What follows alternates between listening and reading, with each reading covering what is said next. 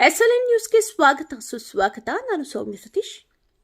ನಗರದಲ್ಲಿ ಜಾಂಬವ ಯುವ ಸೇನಾ ನೂತನ ಶಾಖೆ ಉದ್ಘಾಟನೆ ಹಾಗೂ ವಿದ್ಯಾರ್ಥಿಗಳಿಗೆ ಪುಸ್ತಕ ವಿತರಣೆ ಮತ್ತು ಮಹಿಳೆಯರಿಗೆ ಸೀರೆ ವಿತರಣೆ. ಶಿಡ್ಲಘಟ್ಟ ಸಮಾಜದಲ್ಲಿ ಎಲ್ಲಿ ನೊಂದವರು, ಹಿಂಸೆಗೆ ಒಳಗಾದವರು ಹಾಗೂ ಅನ್ಯಾಯಕ್ಕೆ ಗುರಿಯಾದವರು ಇರುತ್ತಾರೋ ಅಲ್ಲಿ ಜಾಂಬವ ಯುವ ಸೇನೆ ನಿಂತುಕೊಳ್ಳುತ್ತದೆ ಎಂದು ಜಾಂಬವ ಯುವ ಸೇನಾ ಸಂಸ್ಥಾಪಕರು ಹಾಗೂ ರಾಜ್ಯಾಧ್ಯಕ್ಷರು ಡಾಕ್ಟರ್ ಎಂ ರಮೇಶ್ ಚಕ್ರವರ್ತಿ ಹೇಳಿದರು. ನಗರದ ಸಮಾಜ ಕಲ್ಯಾಣ ಇಲಾಖೆ ಕಚೇರಿ ಮುಂಭಾಗ ಆಯೋಜಿಸಿದ್ದ ಜಾಂಬವ ಯುವ ಸೇನಾ ನೂತನ ಶಾಖೆ ಉದ್ಘಾಟನಾ ಸಮಾರಂಭದಲ್ಲಿ ವಿದ್ಯಾರ್ಥಿಗಳಿಗೆ ಪುಸ್ತಕ ವಿತರಣೆ ಹಾಗೂ ಮಹಿಳೆಯರಿಗೆ ಸೀರೆ ವಿತರಣೆ ಮಾಡಿದರು. ಈ ಒಂದು ಕಾರ್ಯಕ್ರಮ ನಿಮಿತ್ತ ಉಚಿತವಾಗಿ ಎಷ್ಟೋ ಜನರಿಗೆ ಇ ಶ್ರಮ್ ಕಾರ್ಡ್ ಒದಗಿಸುವ ಕ್ಯಾಂಪ್ ಆಯೋಜಿಸಲಾಗಿತ್ತು. ಇದರ ಉದ್ದೇಶ ಇ ಶ್ರಮ್ ಕಾರ್ಡ್ ಸೇರಿದಂತೆ ರೇಷನ್ ಕಾರ್ಡ್, ಆಧಾರ್ ಕಾರ್ಡ್ ನೀಡಿದ್ದಲ್ಲಿ 60 ವರ್ಷದ ನಂತರ 3,000ದಿಂದ 6,000ವರೆಗೆ ಕೆಲವೊಂದು ನಿಯಮಗಳ ಅನ್ವಯ ಪಿಂಚಣಿ ಬರುವುದಾಗಿ ತಿಳಿಸಿದರು. ಜಾಂಬವ ಯುವ ಸೇನಾ ಕೇವಲ ಒಂದು ಸಂಘಟನೆ ಅಲ್ಲ, ಅದು ನೋವು ಅನುಭವಿಸುವವರ ಧ್ವನಿಯಾಗಿದೆ. ಜಾತಿ, ಧರ್ಮ, ವರ್ಗ ಭೇದವಿಲ್ಲದೆ ಸಮಾಜದ ಎಲ್ಲ ವರ್ಗಗಳ ಪರವಾಗಿ ಸಂಘಟನೆ ಕೆಲಸ ಮಾಡುತ್ತದೆ ಎಂದು ಹೇಳಿದರು. ಅನ್ಯಾಯ, ದೌರ್ಜನ್ಯ ಹಾಗೂ ಶೋಷಣೆಗೆ ಒಳಗಾಗುವವರಿಗೆ ಕಾನೂನು ಸಹಾಯ, ಸಾಮಾಜಿಕ ಬೆಂಬಲ ಮತ್ತು ಹೋರಾಟದ ಮೂಲಕ ನ್ಯಾಯ ದೊರಕಿಸುವುದು ಸಂಘಟನೆಯ ಮುಖ್ಯ ಉದ್ದೇಶವಾಗಿದೆ. ಯುವಕರು ಸಮಾಜದ ಸಮಸ್ಯೆಗಳ ಬಗ್ಗೆ ಜಾಗೃತರಾಗಬೇಕು ಹಾಗೂ ಮಾನವೀಯ ಮೌಲ್ಯಗಳನ್ನು ಕಾಪಾಡುವಲ್ಲಿ ಮುಂಚೂಣಿಯಲ್ಲಿ ಇರಬೇಕು ಎಂದು ಕರೆ ನೀಡಿದರು. ಒಳ ಮೀಸಲಾತಿ ವಿಚಾರದಲ್ಲಿ ಸಾಮಾಜಿಕ ನ್ಯಾಯದ ಹೆಸರಿನಲ್ಲಿ ವರ್ಷಗಳಿಂದ ನಡೆಯುತ್ತಿರುವ ಅನ್ಯಾಯವನ್ನು ಇನ್ನೂ ಸಹಿಸಲಾಗುವುದಿಲ್ಲ. ಒಳ ಮೀಸಲಾತಿ ಜಾರಿಗೆ ಸರ್ಕಾರ ತಕ್ಷಣ ಸ್ಪಷ್ಟ ನಿಲುವು ಕೈಗೊಳ್ಳಬೇಕು. ಮೀಸಲಾತಿ ಸೌಲಭ್ಯಗಳು ಕೆಲವರಿಗೆ ಮಾತ್ರ ಸೀಮಿತವಾಗಿರುವುದರಿಂದ ನಿಜವಾದ ಹಕ್ಕುದಾರರಿಗೆ ಅವಕಾಶ ದೊರಕುತ್ತಿಲ್ಲ.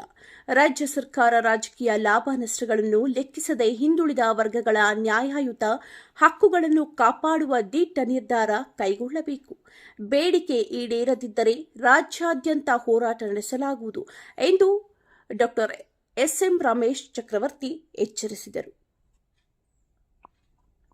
ಈ ಸಂದರ್ಭದಲ್ಲಿ ಪೊಲೀಸ್ ಇಲಾಖೆಯ ಪ್ರಮೋದ್ ರೆಡ್ಡಿ, ನಗರಸಭೆ ಮಾಜಿ ಸದಸ್ಯ ಕೃಷ್ಣಮೂರ್ತಿ, ನರಸಿಂಹಮೂರ್ತಿ, ಎನ್ಟಿಆರ್, ಜಿಲ್ಲಾಧ್ಯಕ್ಷ ಶ್ರೀನಿವಾಸ್ ಚಕ್ರವರ್ತಿ, ಕಲಾ ಮಂಡಳಿ ಶಿವಣ್ಣ, ಕಟ್ಟಡ ಕಾರ್ಮಿಕರ ಅಧ್ಯಕ್ಷರಾದ ವಿ ದೇವಪ್ಪ, ತಾಲೂಕು ಅಧ್ಯಕ್ಷರಾದ ಮಳ್ಳೂರು ಸಂದೀಪ್ ಕುಮಾರ್, ಎಂ ಗೌರವಾಧ್ಯಕ್ಷ ನರೇಂದ್ರ, ಪ್ರಧಾನ ಕಾರ್ಯದರ್ಶಿ ಕಾಚಹಳ್ಳಿ ಮುನಿಯಪ್ಪ, ಕಂಬದಹಳ್ಳಿ ದೇವರಾಜ್, ಕಾರ್ಮಿಕ ಘಟಕ ಅಧ್ಯಕ್ಷ ನರೇಂದ್ರ, ನರಸಿಂಹ, ಮಂಜುನಾಥ್, ಪ್ರಭು, ನಾಗೇಶ್, ಶಿಡ್ಲಘಟ್ಟ ಕಾರ್ಮಿಕ ಇಲಾಖೆ ನಿರೀಕ್ಷಕರಾದ ವಿಜಯಲಕ್ಷ್ಮಿ, ರವಿಪ್ರಕಾಶ್, ಪ್ರದೀಪ್ ಸೇರಿದಂತೆ ಜಾಂಬವ ಯುವ ಸೇನಾ ಪದಾಧಿಕಾರಿಗಳು ಹಾಗೂ ಕಾರ್ಯಕರ್ತರು ಹಾಜರಿದ್ದರು. ವರದಿ ಸೋರಕಾಯಲಹಳ್ಳಿ, ನವೀನ್ ಕುಮಾರ್, ಎಸ್ಎಲ್. ನನ್ನ ಹೋರಾಟ ನನ್ನ ಉಸಿರಿರೋ ತನಕ ನನ್ನ ಸಮುದಾಯದ ಪರವಾಗೇ ಇರುತ್ತೆ. ನನ್ನ ಜೊತೆಯಲ್ಲಿ ನಾನೊಬ್ಬನಲ್ಲ, ನನ್ನ ಒಂದು ಶ್ರಮ ಏನೇನೂ ಇರೋದಿಲ್ಲ. ಇವತ್ತು ದಿನದಲ್ಲಿ ಏನು ಇವತ್ತು ನನಗೆ 4 ಕಂಬಗಳ ತರ ನೋಡಿ, ಈ ಕಡೆ ಒಂದು 4 ಕಂಬಗಳು ನಿಂತವೆ, ಈ ಕಡೆ ಒಂದು 4 ಕಂಬಗಳು ನಿಂತವೆ. ಇವೇ ನನ್ನ ಆಧಾರ ಮತ್ತೆ ನನ್ನ ಧೈರ್ಯ. ಇಲ್ಲಿ ಆಸೀನರಾಗಿರೋರು ಏನಿದ್ದಾರೆ, ಕುದುರೆ ಲಾಳಗಳಿದ್ದಂಗೆ.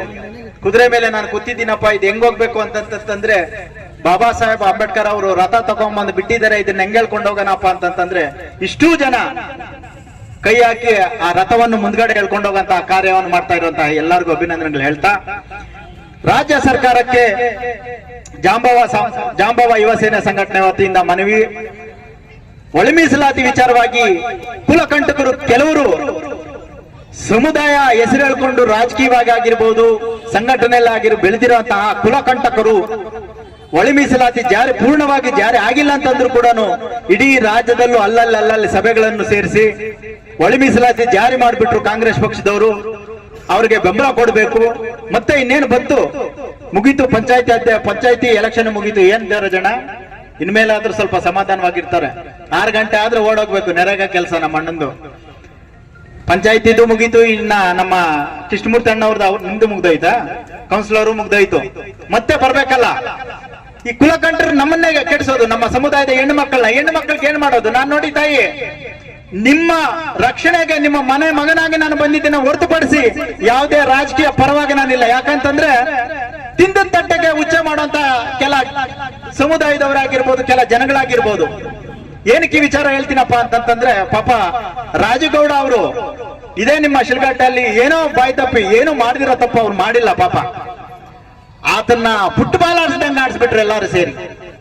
ನಾವು ಯಾವುದೇ ಪಕ್ಷದ ಪರ ಅಥವಾ ವಿರೋಧ ಹೇಳ್ತಾ ಇಲ್ಲ. ಎಷ್ಟು ಸೇವೆ ಮಾಡಿದ್ರು ಕೂಡ ಅಲ್ಲಲ್ಲಿಗೆ ಬಿಡ್ತಾರೆ, ಬಿಟ್ರೆ ಮುಂದೆ ಅದನ್ನ ಎತ್ಕೊಂಡು ಹೋಗೋದಿಲ್ಲ. ಆ ವ್ಯಕ್ತಿ ಏನೋ ಮೇಡಮ್ ಅವರೇ, ಮುನ್ಸಿಪಲ್ ಕಮಿಷನರ್ ಅವರೇ ಆಯ್ತು, ನಾನು ಕ್ಷಮೆ, ಅವರು ಕೇಳಿದ ಕ್ಷಮೆಗೆ ನಾನು ಅಪೇಕ್ಷೆ ತಗೊಂತೀನಿ ಬಿಡಿ ಅಂತಂದ್ರು ಕೂಡ ಕೆಲವು ಸಂಘಟನೆಗಳೇ ಆಗಿರ್ಬೋದು, ಕೆಲವು ನಾಯಕರುಗಳೇ ಆಗಿರ್ಬೋದು, ಕೆಲವು ಹೋರಾಟಗಾರ ಪಾಪ ಅವರು ಕೂಡ ಸಂಘಟನೆಗೆ, ಯಾವುದೇ ಸಂಘಟನೆ ಆಗಿರ್ಲಿ, ಯಾವುದೇ ಜನಾಂಗದವರಾಗಿರ್ಲಿ, ಯಾರಾಗಿರ್ಲಿ, ಎಲ್ಲ ಸರ್ವ ಧರ್ಮಕ್ಕೂ ಕೂಡ ಶಾಂತಿಯುತವಾದಂತಹ ಹೋರಾಟದಲ್ಲಿ ಪಾಲ್ಗೊಂಡಂತಹ ವ್ಯಕ್ತಿ ರಾಜೀವ್ ಗೌಡ್ರು. ನನಗೆ ವೈಯಕ್ತಿಕವಾಗಿ ಆತನ ಪರಿಚಯನೂ ನನಗೆ ಜಾಸ್ತಿ ಇಲ್ಲ. ನಮ್ದೇ ತಾಲೂಕು, ಮಂಡೂರು ತಾಲೂಕು ಆಗಿದ್ರು ಕೂಡ ಜಾಸ್ತಿ ಅವ್ರು ನೋಡೂ ಇಲ್ಲ ನಾನು. ಹಾಗಾಗಿ ಏನಕ್ಕೆ ವಿಚಾರ ಬಂತು ಅಂತಂದ್ರೆ, ಪಕ್ಷದ ಪರವಾಗ್ಲಿ ಪಕ್ಷದ ಈ ವಿಚಾರವಾಗ್ಲಿ ಇಲ್ಲಿ ಮಂಡನೆ ಮಾಡಕ್ಕೆ ನಾನು ಬಂದಿಲ್ಲ. ನನ್ನ ಸಮುದಾಯದ ಹೆಣ್ಣು ಮಕ್ಕಳ ಮಾನಕ್ಕಾಗಿ, ಪ್ರಾಣಕ್ಕಾಗಿ, ನನ್ನ ಸಮುದಾಯದ ವಿಚಾರಕ್ಕಾಗಿ 94C ಅರ್ಜಿ ಹಾಕೊಂಡಿರುವಂತಹ ಎಷ್ಟೋ, ಇವಾಗ ಶ್ರೀರಾಮನ್ ಅವನಿಗೆ ಮನೆನೇ ಇಲ್ಲ, ಇನ್ನೂ ಮನೆ ಇಲ್ಲ. ನಮ್ಮ ಕೃಷ್ಣಮೂರ್ತಿ ಅಣ್ಣವರು ಇವರೆಲ್ಲಾನು ಅವ್ರಿಗೆ ಮನೆ ಮಾಡ್ಕೊಡ್ಬೇಕು, ನಾಗನರಸಿಂಹ ಮನೆ ಮಾಡ್ಕೊಡ್ಬೇಕು ಅಂತೇಳಿ ಅವ್ರ ಹತ್ರ ಎಲ್ಲ ಹೇಳ್ತಾ ಇದ್ದಾರೆ. ಇನ್ನೂ ಮನೆನೇ ಇಲ್ಲ. ಎಷ್ಟೋ ಜನಗಳಿಗೆ 94C ಅರ್ಜಿ ಹಾಕೊಂಡಿದ್ರೆ ಹಕ್ಕುಪತ್ರಗಳೇ ಕೊಟ್ಟಿಲ್ಲ, ಮಶಾನ ಇಲ್ಲ.